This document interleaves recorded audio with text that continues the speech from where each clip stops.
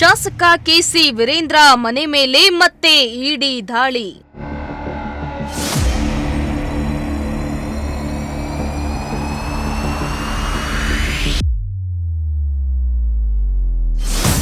ಚಳ್ಳಕೆರೆಯ ಹಳೆ ಟೌನ್ ಮನೆಯಲ್ಲಿ ಶೋಧ ಕಾರ್ಯ.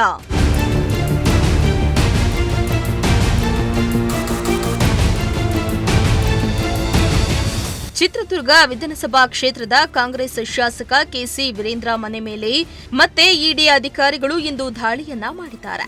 ಚಳ್ಳಕೆರೆಯ ಹಳೆ ಟೌನ್ ಮೇಲೆ ಮತ್ತೆ ಇಡಿ ಅಧಿಕಾರಿಗಳು ದಾಳಿಯನ್ನ ಮಾಡಿ ಶೋಧ ಕಾರ್ಯಾಚರಣೆಯನ್ನ ಮುಂದುವರೆಸಿದ್ದಾರೆ. ಕಳೆದ ವಾರವೂ ಚಳ್ಳಕೆರೆ, ಚಿತ್ರದುರ್ಗ, ಬೆಂಗಳೂರು, ಗೋವಾ, ಸಿಕ್ಕಿಂ ಸೇರಿದಂತೆ 31 ಸ್ಥಳಗಳ ಮೇಲೆ ಇಡಿ ಅಧಿಕಾರಿಗಳು ದಾಳಿಯನ್ನ ಮಾಡಿ ಶೋಧ ಕಾರ್ಯಾಚರಣೆಯನ್ನ ನಡೆಸಿದ್ರು. ಬಳಿಕ ಸಿಕ್ಕಿಂನ ಗ್ಯಾಂಗ್ಸ್ಟಾಕ್ನಿಂದ ಶಾಸಕ ವೀರೇಂದ್ರ ಪಪ್ಪಿಯನ್ನ ಬೆಂಗಳೂರಿಗೆ ಕರೆತಂದು ಬಂಧಿಸಿ ಕೋರ್ಟ್ಗೆ ಹಾಜರುಪಡಿಸಿದ್ರು.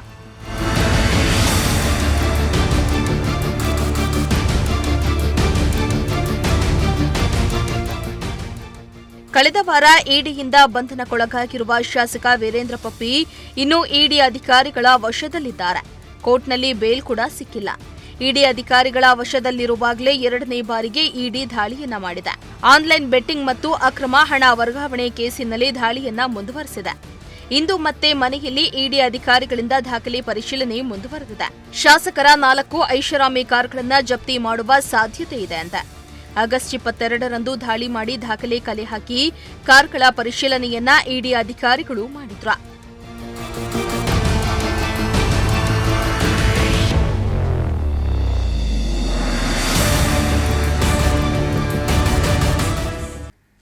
ಇಂದು 6 ಕಾರುಗಳನ್ನು 10ಕ್ಕೂ ಹೆಚ್ಚು ಇಡಿ ಅಧಿಕಾರಿಗಳು ಚಿತ್ರದುರ್ಗ ಹಾಗೂ ಚಳ್ಳಕೆರೆಗೆ ಬಂದಿದ್ದಾರೆ. ಕಾರುಗಳನ್ನು ಜಪ್ತಿ ಮಾಡಲು ಡ್ರೈವರ್ಗಳ ಸಮೇತ ಇಡಿ ಅಧಿಕಾರಿಗಳು ಬಂದಿದ್ದಾರೆ. ಮನೆ ಮಾತ್ರವಲ್ಲದೆ ಬ್ಯಾಂಕ್ ಖಾತೆಗಳ ಕುರಿತು ಇಡಿ ಮಾಹಿತಿಯನ್ನ ಸಂಗ್ರಹಿಸುತ್ತಿದ್ದಾರೆ.